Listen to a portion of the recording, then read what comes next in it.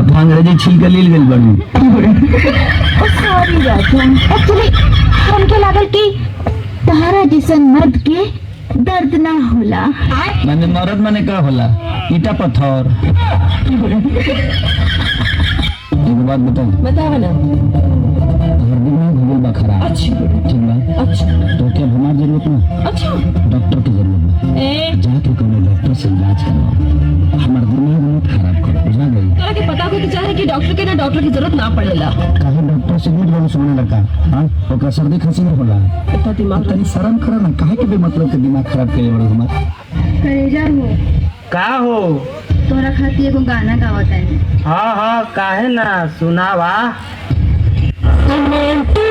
हमर धाके कोरा घोड़ा पर चढ़ैबो का, हये के रात में चांद के पार ले जाइबो का। बस तेरी माई के खाली मजाक करेगी।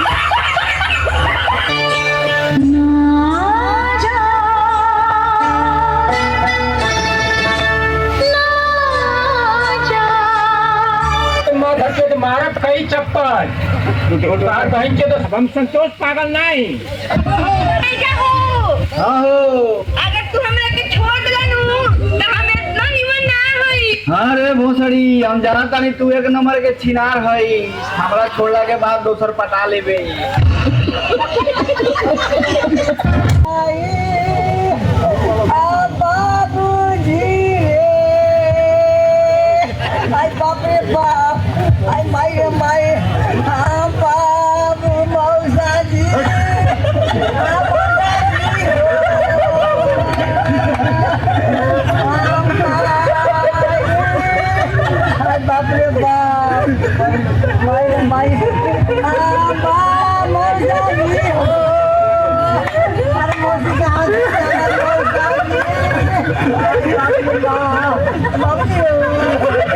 चाचा मेरे लौटने में देर हो सकती है,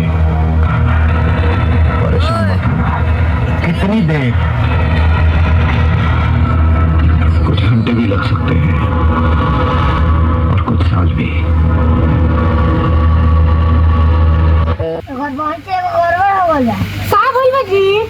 कहाँ चलिए पहन के आ गल बनी। अच्छा उसे का हो जाई? अरे कर बहन के बुझात ना के बट के मुट्ठी के उठ के मुट्ठी। हमारा घर में बड़ा मूस हो गई, बड़ा सब तनी मूस मारे वाली दवाई दो ना। मैं कहाँ से दे दूं? जाओ डॉक्टर के पास लो कि मेरे पास लो।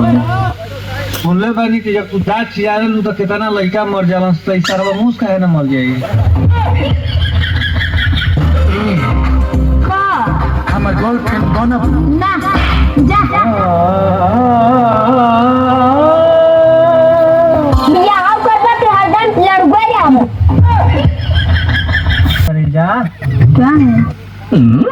चलो ना तुम्हारे बैटरी चार्ज कर दूं। नहीं रातें तो किए थे। हाँ तो एक बार और ही करवा लो, क्या हो जाएगा? नहीं जल्दी जल्दी चार्ज करने से बैटरी जल्दी फूल जाती है।